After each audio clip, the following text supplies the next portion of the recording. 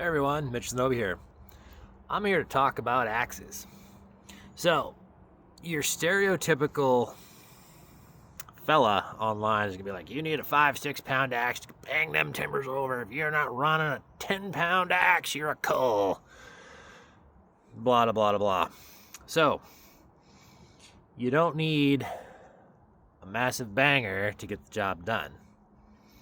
Now, most guys run 4 to 5, sometimes 6 pound axes.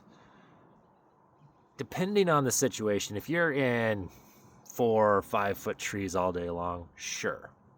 But I also cut 4 or 5, 6 foot trees, and for the most part, I'm using baby driver.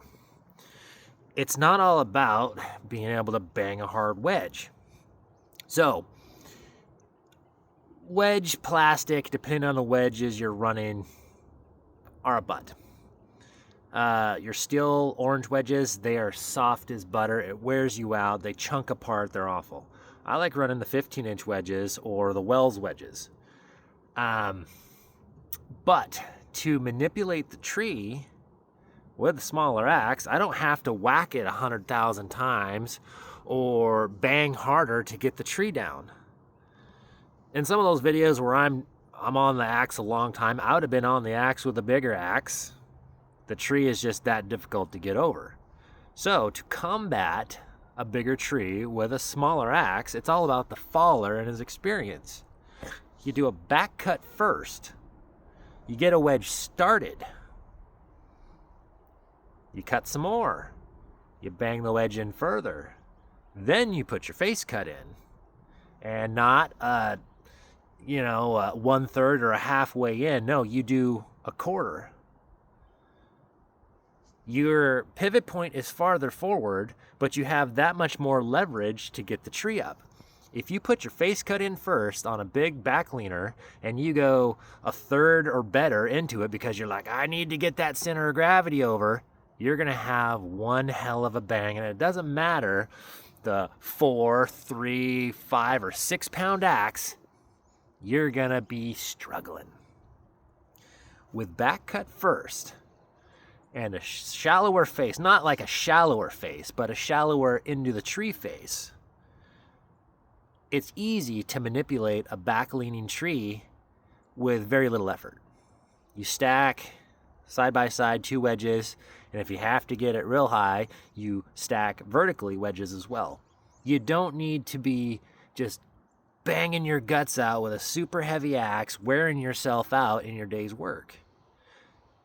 It's the brains that manipulates the tree, not necessarily all the tools you have.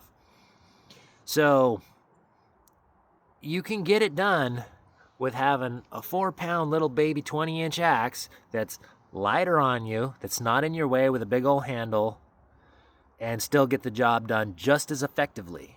You don't have to bang your guts out with a huge axe to get the job done. You strategize. Back cut first, get a wedge sunk.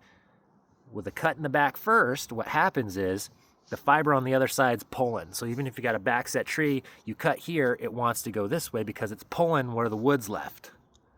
Strategize. Back cut first, drive your wedge, put a face in.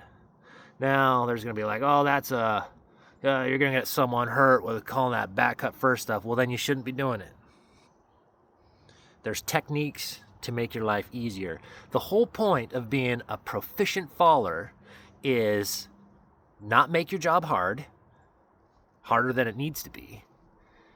Get your job done effectively and productively. So you pull every trick out of the book to do all those things. So you got to shave some bark to get a solid wedge. I get it all the time. Why are you shaving the bark off? Well, I want that wedge in the wood right away. I don't want to have to drive it 2, 3, 4, 5 inches through fir bark in hopes that I have some lift. I'll cut it off and I'll jam that wedge into solid wood and I already got lift. There's techniques to this stuff, and you don't have to have the heaviest banger in your arsenal to get her done.